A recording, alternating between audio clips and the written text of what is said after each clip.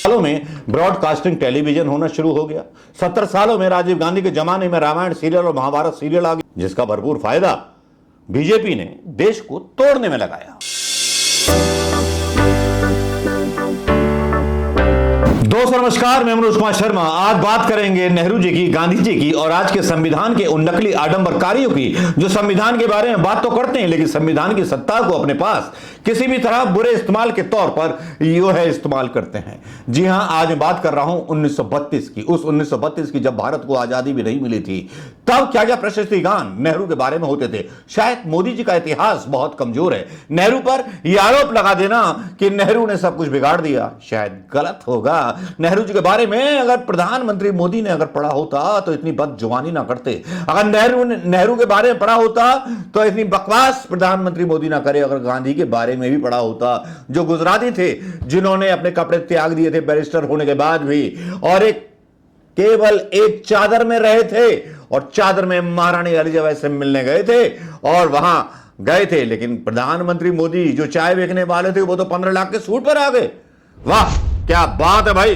राष्ट्रवाद का नारा दिया, राम मंदिर का नारा दिया भाई, 15 लाख के कपड़े पहनने लगा भाई, चश्मा लगाने लगा 1.5 लाख से ऊपर का। भाई वाह क्या प्रधानमंत्री मोदी। एक गुजराती वो था जिसने देश की आजादी के लिए मतलब लंगोट धारण कर लिया, और एक गुजराती ये है जिसने हिंदुस्तान को नफरत की आग में झोंकने के लिए 15 लाख का उद्योगपतियों का कोट धारण कर लिया। चलिए बताते हैं आज बहुत सारी ऐसी बातें जो नेहरू से जुड़ी हुई हैं, उस 1932 से जुड़ी हुई, जो 15 साल पहले जब अंग्रेजों का गुलाम था हिंदुस्तान, तब क्या क्या लिखते थे लोग नेहरू जी के बारे में।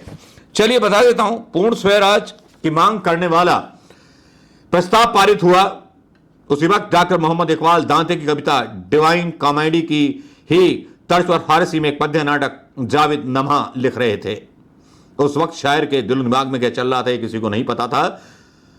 ना उन्होंने इसके कोई संकेत कहीं लिखे हैं ना छोड़े हैं। 1932 में कविता प्रकाशित हुई। ये पूरब के उत्थान का समय है, पूरब की छाती पर नया सूरज उग रहा है।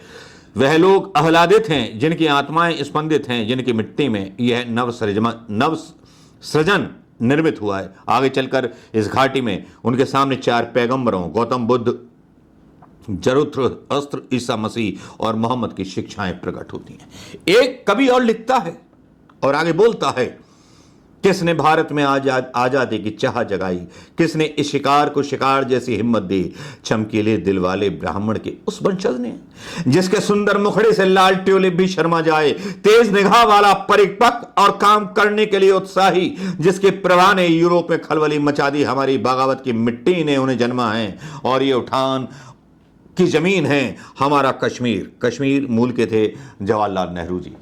और इतनी इज्जत जब थी जब बीजेपी की आईटी सेल की तरह झूठ फैलाने वाला आईटी सेल नेहरू के पास नहीं था।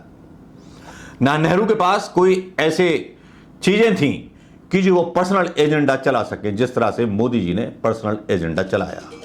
आजकल दौर बदल गया, आजकल माहौल बदल गया, आजकल सब कुछ बदल गया है। माहौल नहीं बदला है, टेक्नोलॉजी बदली है। जी हां, माहौल नहीं बदला है, टेक्नोलॉजी बदली है। जिस भारत में गेहूं पैदा नहीं होता था वहां गेहूं पैदा शुरू हो गया 70 सालों में। 70 सालों में ब्रॉडकास्टिंग टेलीविजन होना शुरू हो गया। 70 सालों में राजीव गांधी के जमाने में रामायण सीरियल और महाभारत सीरियल आ गया, जिसका भरपूर फायदा बीजेपी ने देश को तोड़ने में लगाया। जोड़ने में नहीं, तोड़ने में। भारत की संस्कृति को तोड़ने फोड़ने में कोई कसर नहीं रखी संघ के नेताओं। भाई किसी भी क्रांति को करने में कई पीढ़ियां गुजर जाती हैं और संघ की तो कई पीढ़ियां गुजर गई कि नफरत फैला दो।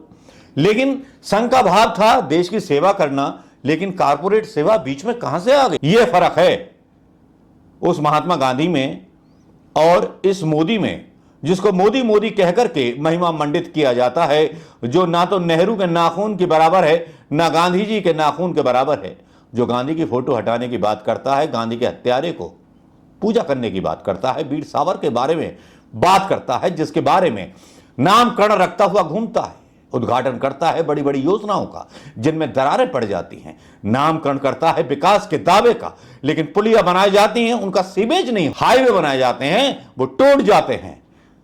और करप्शन की तो इतनी इम्तिहान कि इम्तिहान लेते वक्त यूपीएससी के हों चाहे एनईईटी के हों, उसमें सारी सीमाएं तोड़ दी जाती हैं।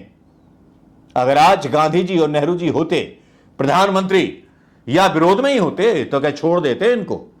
और ओम बिरला जैसे निरंकुश लोकसभा स्पीकर को, जिसकी वाणी मीठी होनी चाहिए, जो 146 सांसदों को एक्सपेल्ड कर देता है संसद से हिंदुस्तान की, जिसके बारे में विदेशों में चर्चाएं चलती हैं। ना ना ना, ये वो गांधी का देश है जिस गांधी की इज्जत की वजह से अभी तक इज्जत बची हुई है प्रधानमंत्री मोदी की और सबकी। ये जवाहरलाल नेहरू का देश है, वो लोकतंत्र है जिसकी नींव रखी हुई थी जवाहरलाल नेहरू ने।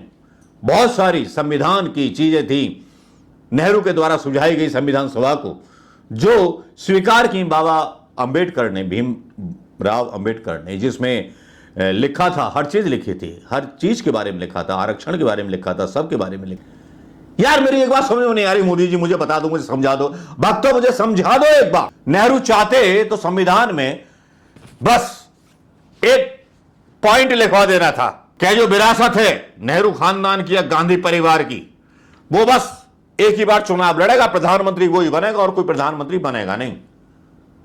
करवा सकते थे इस तरह का बदलाव। प्रधानमंत्री स्वर्गीय नेहरू जी, इंदिरा गांधी बदलाव करवा सकती थी, राजीव गांधी बदलाव करवा सकते थे। जो ये परिवारवाद का रोना मतलब रो रो करके हिजड़ावाद फैलाते हो ना, ये वाकई में हास्यास्पद लगता है पढ़े लिखे लोगों को भी।